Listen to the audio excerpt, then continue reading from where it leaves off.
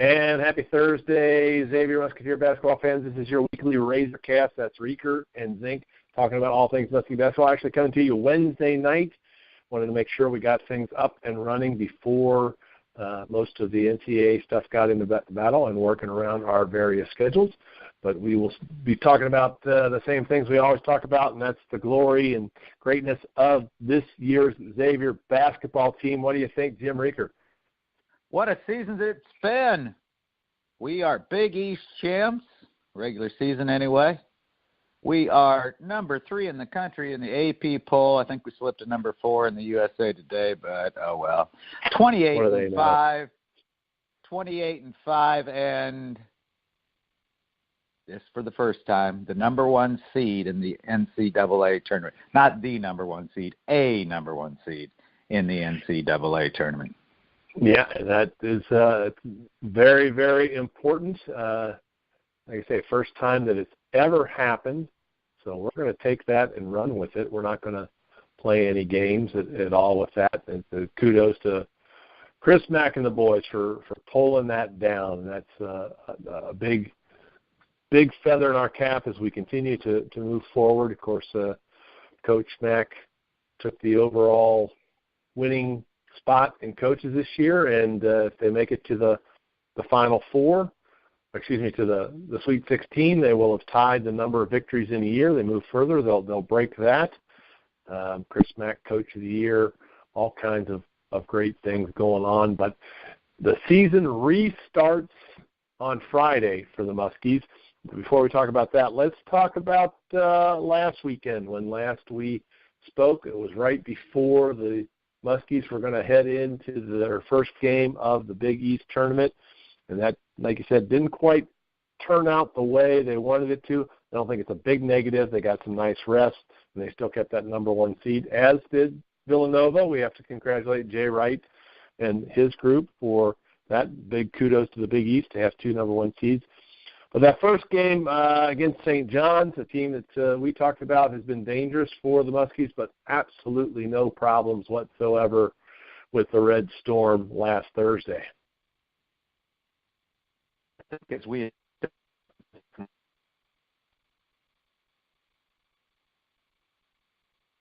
Jim, are you there? Not hear me? Nope.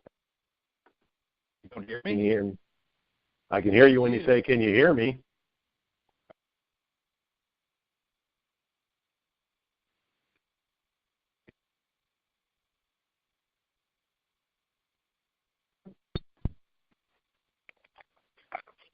I hear a thing you're saying, Jim.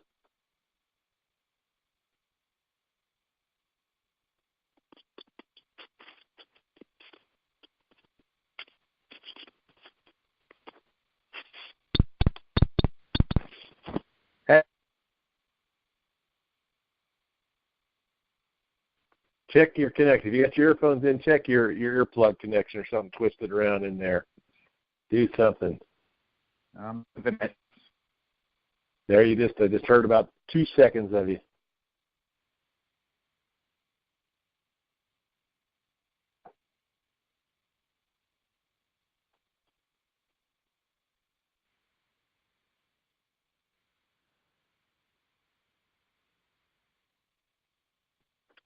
Still nothing.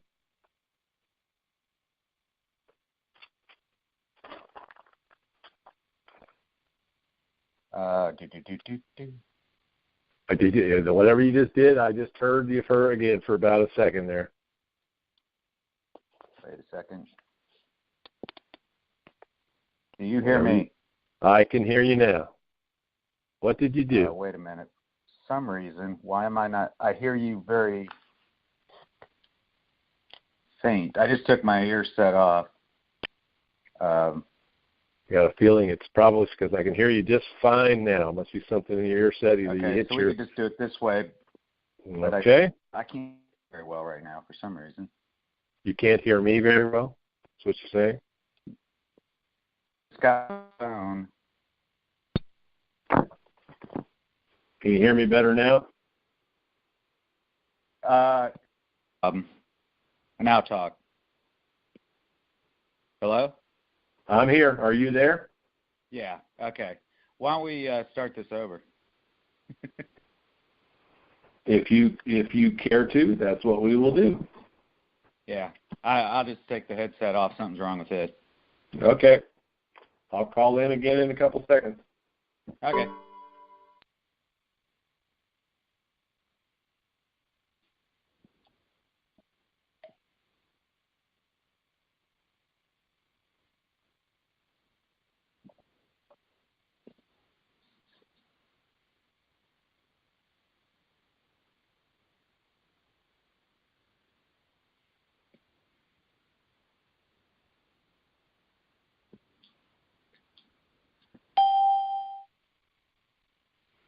Hold on, Jim.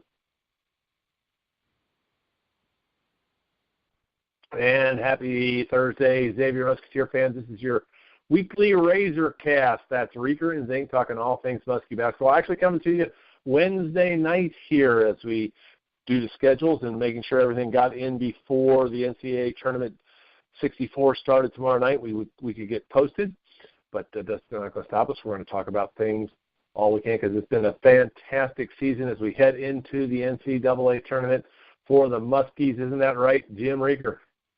Oh, it's been a great year for the Musketeers, the number 1 seed in the NCAA tournament. But before we talk about that, let's just look at what we've accomplished. Big East champs, number 3 in the AP poll, 28-5.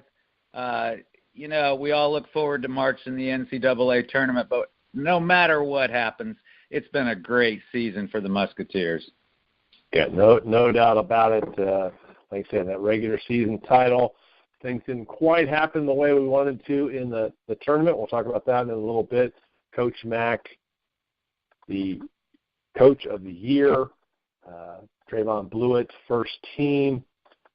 They're 2 wins shy from having the most wins ever to tie that 2008 team, which went to the Elite Eight. So it's just a great time to be a Musketeer fan, and we're glad that we're part of it. We will get to the tournament in a little bit, but we've got to look back. Last week we were just getting off the air as the Muskies were headed into tip-off at Madison Square Garden with the Big East tournament. Like I just said, didn't quite turn out the way we wanted it to, Jim, but some nice positives there. They starting with that St. John's game. That was a team that gave us fits in a couple games during the regular season, but no problem whatsoever last Thursday in New York. Yeah, and that game kind of played out as we had talked about right before it began. Thought that the Musketeers had a distinct advantage. Number one, the Johnnies had played the night before in a game against Georgetown, kind of a play-in game to the quarterfinals. So they were coming off that short rest. They also had a much, much shorter bench than the Musketeers. That's been one of the strengths of the Musketeers all season long, going about 9 deep. And if you remember, the Musketeers were only ahead by 4 at halftime, but as the second half wore on, the Musketeers wore the Johnnies down, and I believe the final score ended up being about a 28-point difference. Of course, there was a little bit of a controversy there at the end of the game. A couple of the Johnnies were maybe upset that the Musketeers didn't pull the horses off or the dogs off early enough as they got way ahead, but didn't seem to cause too much of a stir. There was a little bit of a controversy, but as always, Chris Mack kind of tried to move beyond that and seen to it didn't become much of a story.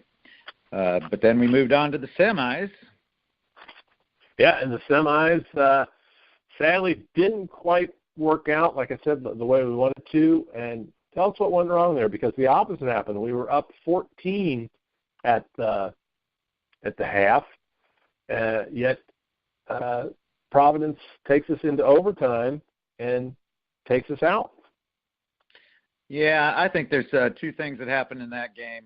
Number one, it's kind of been a soft spot of the Musketeers this season. It seems like when they're playing really well, they sometimes lose a little bit of focus and start to play a little sloppy, and I think that happened in that game. They played so well, were hitting shots and playing together in the first half, and it almost seemed too easy, and you think, wow, this team's just they're playing great, they're dynamite. In the second half, I think they lost a little bit of focus. That, along with a Providence team coached by Ed Cooley, and you got to give him all the kudos because he basically does not let his team quit, and they didn't quit. And then Kyron Cartwright, of course, we will not see him again, hopefully, unless we meet him again in the tournament somehow. He'll be gone, but he's an exceptional player, and he had an exceptional second half. He was hitting unbelievable turnaround jumpers and got the Friars back into the game. And, of course, though, there was, the Musketeers made some big errors at the end, and the biggest one was at the end of regulation.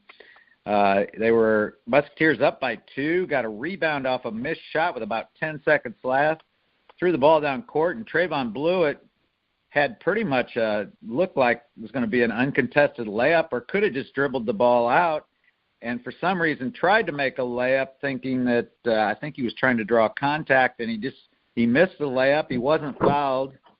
Friars grabbed the ball, threw it back down, and I think it was Cartwright hit a shot to send it into overtime, so it was kind of disappointing. But maybe the positive is it's that reminder you got to play 40 minutes.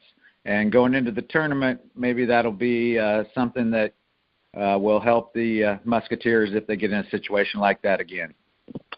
Well, that is certainly a point. And, of course, Ed Cooley and his group, they're pretty much playing for their tournament life. They were one of those bubble teams, and we had said last week that they were probably already starting their tournament by going to Madison Square Garden. Now some people are looking at them as one of the possible Cinderellas.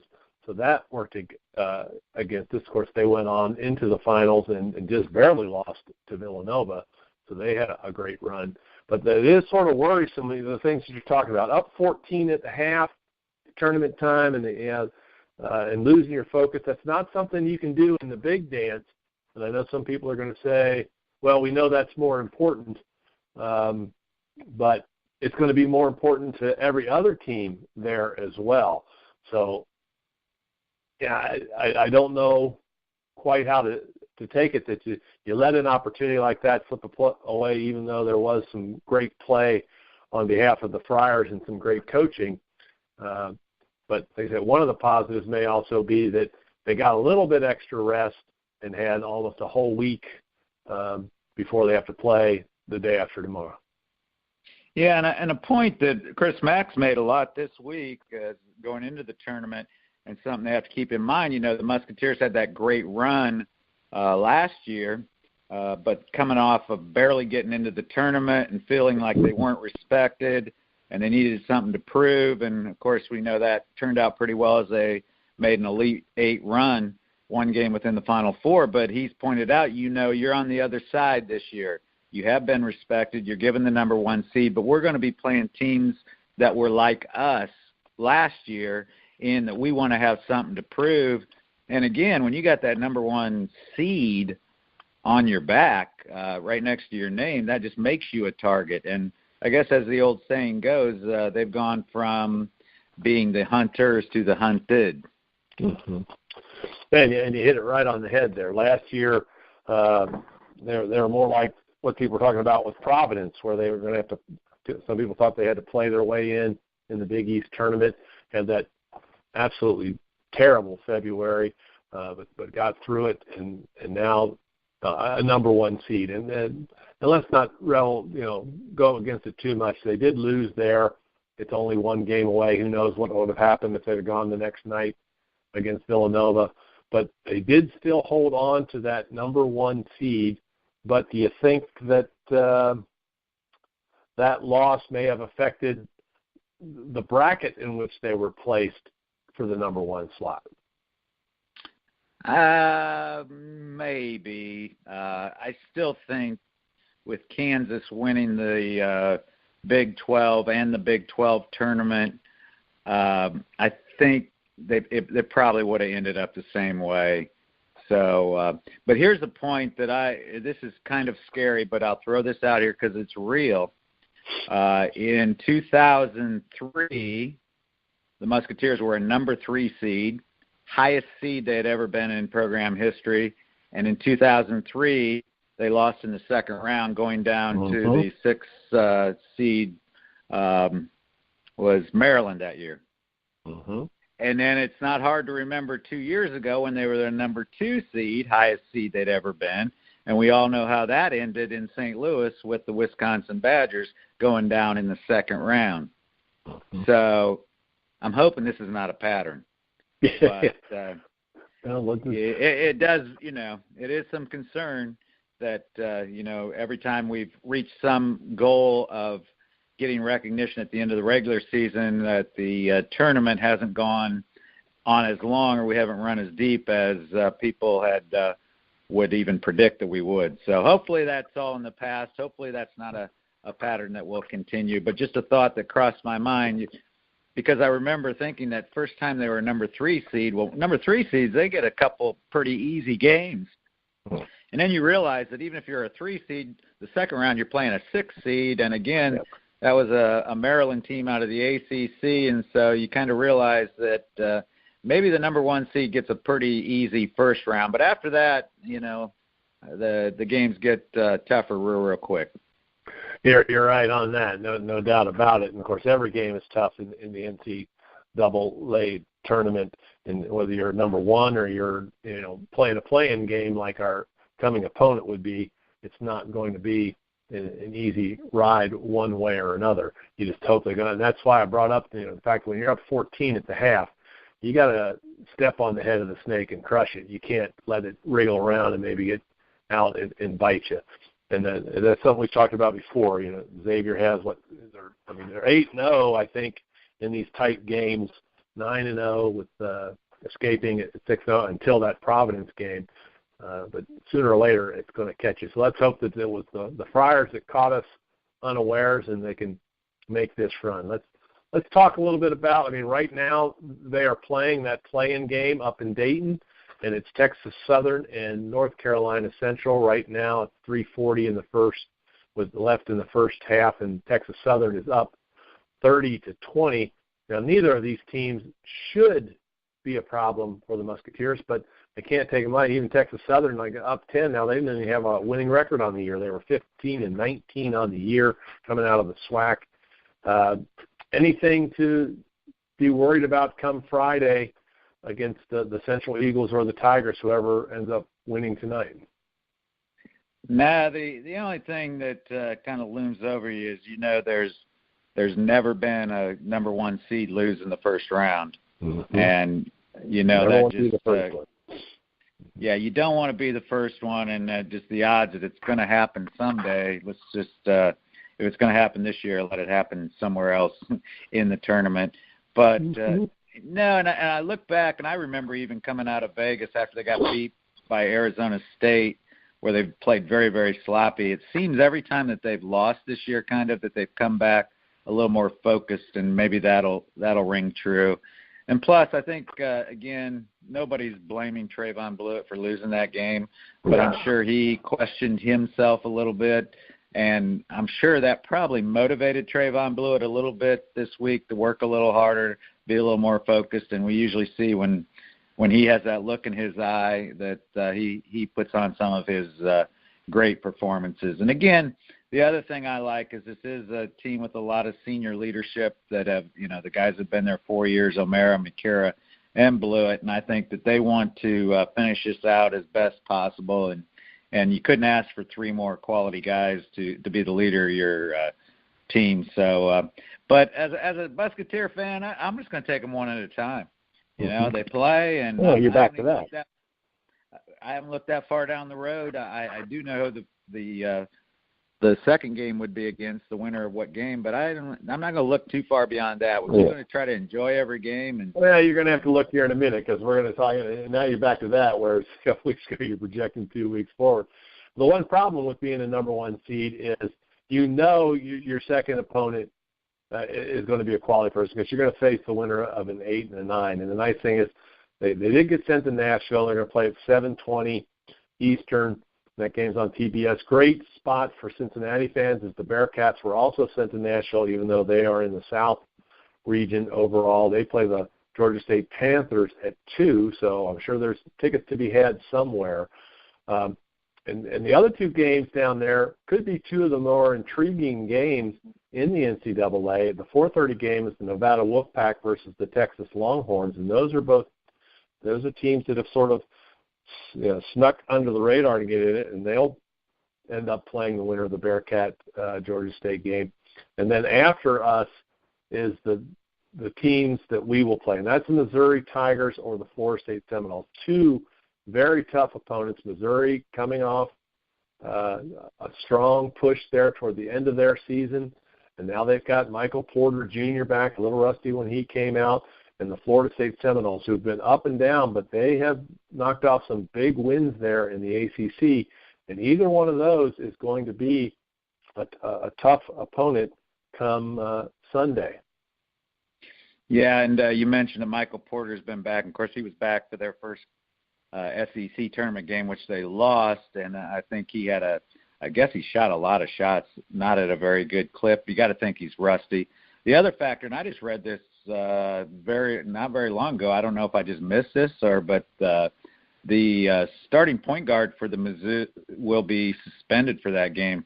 I guess he had a little run-in with the law, DUI, just recently, so he will not play in that game. So that'll be a factor against the Mizzou. Florida State, here's what you got to keep in mind about them. They definitely have the revenge factor because, remember, it was the lower-ranked Musketeers who knocked them off in the, I believe, second round last year. So, revenge can be a motivating factor, so you got to keep that in mind. Again, either team will give the Musketeers a challenge, and again, hopefully they'll bring their A game starting Friday, but then into Sunday, hopefully. Yeah, and then we'll know who's in that Sweet 16, and we'll have to talk about that in the Elite 8 next week. But let's get ahead of ourselves a little bit. As you look at that bracket in the West bracket, it's there's a lot of big names in there. You got Gonzaga is the 4 seed. That's who they would project to go against after that. Of course, they'll probably play Ohio State, and these are, of course, barring the potential Cinderellas or the big upsets, that would be Xavier's most likely opponent, either the Buckeyes or the Bulldogs there in the Sweet 16. Of course, on the other side of the bracket, the higher seed is the North Carolina Tar Heels, and you've got the Michigan Wolverines, who won the Big Ten tournament in North Carolina. Of course, very strong there in the ACC tournament. So out of those names, who do you think is the one that the Muskies might have the biggest problem with? Well, Ohio State's very, very tough. Actually, I don't know if you know this, but Xavier and Ohio State scrimmage this year, one of those closed-door scrimmages that they have before the season starts, and actually Ohio State beat them, which was kind of a surprise because we didn't know how good Ohio State was going to be this year. Remember that they were picked 13th or 14th finish in the Big Ten because of the late hiring of Chris Holtmann with the late departure of Thad Matta. Of course, now we know that the Buckeyes were a very formidable team, finishing very high in the Big Ten. I think they ended up finishing second. So they would be I would rather see them play Gonzaga. Number one, they got the revenge factor. That's a team that knocked them out in the Elite Eight last year. Plus, the Zags, I know, have a good record, and some people are talking that they're going to make the Final Four again, but they lost a lot from that very talented team last year. So I think that would be a better matchup for the Musketeers. And then if we go one game farther, Michigan, I don't know if you remember, we beat Michigan last year, kind of the same team actually it was 2 years ago in the Gavitt opening tip-off, the game up in Michigan I went and saw. I guess that was 2 years ago. I thought it was last year. But 2 years. Mm-hmm. But at that point, you know what? Elite Eight going to the Final Four, you're going to play a quality opponent. The concern about Michigan, of course, it will have passed by then, is, the 2-week layoff. How are they going to react to that? Of course, if you look at their bracket, they're playing Montana, which should be a win for them. Houston, though, team that you were talking about during our Trodcast, they could be a surprise, very defensive-minded team. So, again, I'd like to play Gonzaga, get that revenge against them. And I guess if I had to pick, beat the Tar Heels. they're not as good as they've been. They've had 10 losses this year, but still a win over the North Carolina Tar Heels to get to the Final Four. That would be something that you could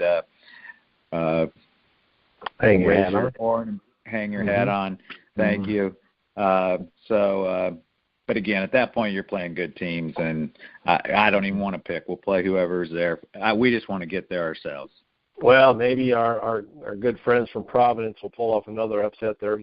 They could meet North Carolina in the second round. They're down there in that bracket. They have to get past the Aggies of Texas A&M. But let's talk a little bit about the Big East. They're got 6 teams in the dance. Xavier, Villanova, Seton Hall, Creighton, and Providence. Always a strong conference when you come through. Like I say, 2 teams with a number 1 seed. Out of the other 4, that being Seton Hall, Creighton, Providence, and Butler, I should have mentioned. I'm sorry. I think I lost them in the first round. Who do you think, looking at your bracket or just from your seeing them all season, has the strongest chance for a run outside of Villanova and Xavier? Well, I'd definitely go with Providence. I mean, again, the way they've been playing lately. And also remember, Providence, I believe, is the only team in the Big East that beat both Villanova and Xavier. Mm-hmm. So I think they would be my choice. Butler, of course, always seems to play well in the tournament.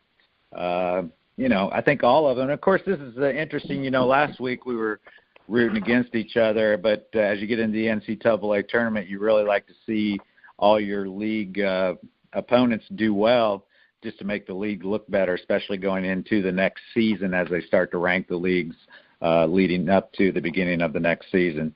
But again, I definitely, I picked Providence as my Sweet 16 sleeper on our Trog show yesterday, so that's what I would go with.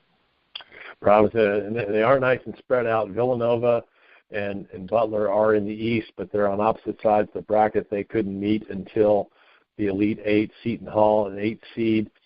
They're going up against the tough Wolfpack from North Carolina State and Kevin Keats and what he's done there. And after they hold on to their seed, they'd have to play that Kansas team that you're talking about. Providence, I already mentioned Texas A&M, and a loss to Creighton. He has an 8th seed as well, so it's nice. Nobody lower than a 10th seed coming out of the Big East, and they all have formidable opponents coming against them, and they'll all play, because of those seedings, a number 1 or number 2 seed in the second round after they advance. So that would be a big kudo for the Big East to be able to maybe knock off some of those seeds and help out their brethren from Xavier, or just get to. That would be nice to have a couple of them in the Sweet 16 or even move on to the Elite 8. So it's always, like you said, that time where we're rooting for those guys that we were rooting against all season. Of course, we won't know more things. I think just getting started. Right now at the half, Texas Southern leading North Carolina still by 10, 36-26, and everything sort of gets going tomorrow. That's the fun day. Like you said, you don't think too many people get much work done on that day, because that will start right around noon, and there'll be games all day, Thursday and Friday, on TBS, True TV, TNT, CBS. Plenty of places to watch a game if you're looking for it. And then, of course, they'll turn right around and have games all day on Saturday and Sunday as well. So find a place, get some friends, order some wings, a couple of pizzas, and sit down and watch the games. And then we'll know more when we get together. We will, of course, have our weekly Trogcast next Tuesday and be able to talk about who's in the Sweet 16 at that time. And our Razorcast next Thursday, we'll be able to talk about what's going on, and we'll hopefully be talking about lots of Big East teams in the Sweet 16 and Xavier continuing to make its roll toward the Final Four. Anything else we haven't covered, Jim? It's kind of a short program with not much going on because a lot of speculation, but other things that you always have a thing or two maybe to mention that I haven't led you into. Well, maybe we'd be a little remiss. We got to mention that a former Xavier coach, Mark Schmidt, and his big victory with the St. Bonaventure Bonnies last night over the UCLA Bruins. That was a big win of a former Xavier coach, and he had his history down. I was very impressed. Right after the game, he said that game was for Bob Lanier, and I believe it was in 1971 Bob Lanier led the St. Bonaventure Bonnies to the Final Four, but was injured late in the regional game that they won and didn't get to play in the Final Four, which UCLA ended up winning over Jacksonville State, who I think beat St. Bonaventure, probably a lot due to the fact that Lanier did not play. Of course, Jacksonville State had Artis Gilmore, if I remember that name, of NBA lore. But he mentioned that game was for Bob Lanier, who didn't get to play against the Bruins, and he was dedicated to him. I was impressed. In fact, I read that they did a little math, and they figured out that Mark Schmidt was only 7 years old when that happened. So him to know the St. Bonaventure history that well was very impressive. So just a shout-out to Mark Schmidt, who was here for a few years on the Xavier bench. You got to love that as they move around, and that was. They thought that Bob Lanier might have a moment like happened with the Knicks, earlier, a little later with Willis Reed coming out, but he wasn't able to make it. And what you may not know is the guy that he ran into that caused the injury was Chris Ford, who later led the Boston Celtics to a couple of NBA championships. So congratulations to the Bonnies. They made a late run there in the A-10 and also take down a storied program like UCLA. It'll be interesting. And then the other game tonight, of course, is Syracuse Orange against the Arizona State Sun Devils. And then we'll get into everything starting tomorrow. We'll also send out a congratulations to Radford, who beat Long Island of Brooklyn yesterday to move on in their play-in game. So lots of fun things, lots of people out there. Everybody's got their paint on and rooting for the mascots and the bands playing. And one of the things, Timmy, it's always nice because you go to these tournaments, is that, like when you go to Nashville where there's, 8 games played over 2 days, on Friday, there's going to be teams from Cincinnati, Georgia State, Nevada, Texas, Xavier, North Carolina, or Texas Southern, Missouri, and Florida State, like we just said. And a lot of those people stick around to watch the whole gamut of the games. So it isn't just Xavier fans and their opponents. It creates a winning atmosphere for everybody as people stick around. And that might be a bonus for the Muskies because there will be some Bearcat fans there. And like you say, they won't be rooting against each other at this point. It'll be a Cincinnati cheer. Just a neat atmosphere. No, I know. So you don't there's going to be some yahoos out there, of course, but for the most part, they're going to be cheering for the Cincinnati-based teams. Yeah, I'm actually jealous because what a city, first of all, with what it offers now.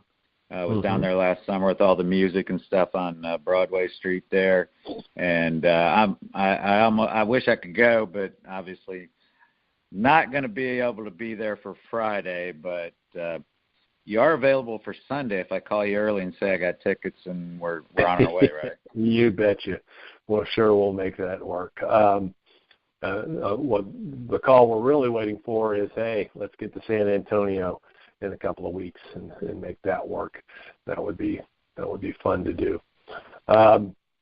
Well, at that point, I'm sure that you have gotten your thinking cap on and been down in the archives, dusted something off. What sort of trivia are you trying to get me with this time?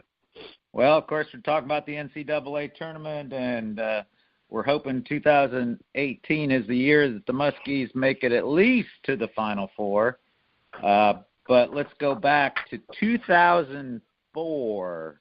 That year, of course, was the season when the Muskies first made it to the Elite Eight. And the question is, who did they defeat to make it to the Elite Eight that year. And I'll joggle your memory. I do remember that you were at my house on a Friday evening to watch this game. I don't know if you remember that.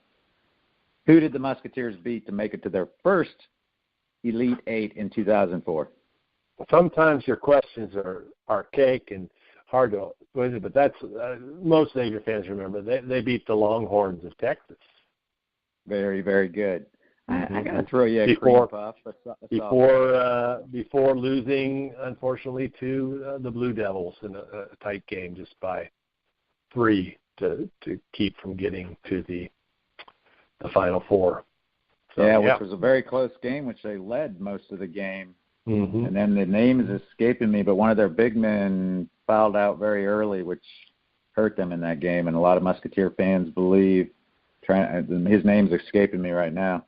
So much Xavier Muskie history up in this dead brain.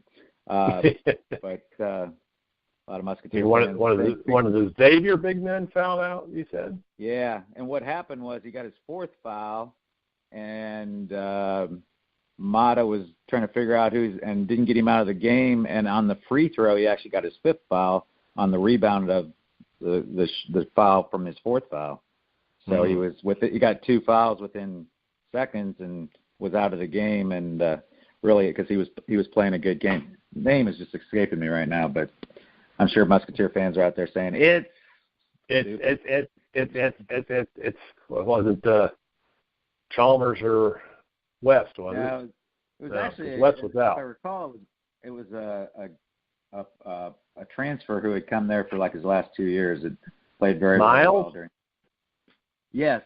Anthony Miles. Anthony Miles, I believe that's who it was. Yeah. So very good. Thank you. That is not going to happen this time. Plus the other thing is we got the 3-headed monster. We go pretty deep, and that certainly helps. All right. Well, we're looking for more, and again, we're looking for that run, as every Xavier basketball fan is, that they continue this great season and continue it beyond and meet all the expectations and all those people that were calling them the greatest team of all time back in November before they wanted to get Chris Mack fired in early January, but now they're back to, bronze busts of him on campus and all those things. A couple of neat little tidbits to leave on. I almost did this last week, but decided to save it because we were running a little long. But Xavier started its tournament life on March 8th last week in the Big East tournament, and I think it's a good portent that their first tournament game in 1958 was on March 8th. And, of course, every Xavier fan knows the significance of that year. That is the year that the Muskies won their only other national title, which was the NIT. First game was March 8th, 1958. I was kind of hoping it would be a Thursday. It was actually a Saturday when I looked it up. But, hey, we'll take the date, and it's exactly 60 years. So that's nice there. But also on a sad note, we have to say goodbye to the Cincinnati Gardens. Gardens opened in 1949, and at the time was the 7th largest indoor venue in the United States, hosted many events, including the Cincinnati Royals of the NBA and the NBA All-Star Game in 1965, where Anderson Township's own Adrian Dantley was the All-Star. In fact, I may have told you this story before. I played basketball. This guy lived right down the road from Mr. Smith, and occasionally when we were out in his driveway playing, he'd come down and play with us, and he still had the car that he won for being the MVP in that series. Home of the Crosstown Shootout for many, many years, and the home of Xavier basketball from 1983 until the opening of the Cintas Center in 2000. But sadly, that iconic lady of sports in Cincinnati, which had many things, the circus, many hockey teams, UC games, they demolished that starting last week out in Rose Lawn near where the Urban Youth Academy is. So we say goodbye to one of the great ladies of sports here in Cincinnati, which unfortunately was bypassed by other venues and issues. Did the Beatles play there once? The Beatles played there once, and they also played in Crosley Field once. All right. That's what I was thinking. I was going to throw that in. I thought, was it Crosley Field or there? They played in both, right? Played in two separate venues. And you were at both, right? I was not. I was 4 or 5. Not that much older than you are, Mr. Reaker. I would have loved to be able to say that, but I know people who were there, and they loved it. So we wish our Muskies well. Again, join us on Tuesday for our weekly Trogcast. That's two really old guys talking about NCAA basketball. I'm sure we'll have a lot to talk about with the first weekend of the NCAAs. And then next Thursday will be our weekly Razorcast. And wishing everybody to find a place to watch the Muskies play on Friday evening. And until we talk to you next time, go Muskies!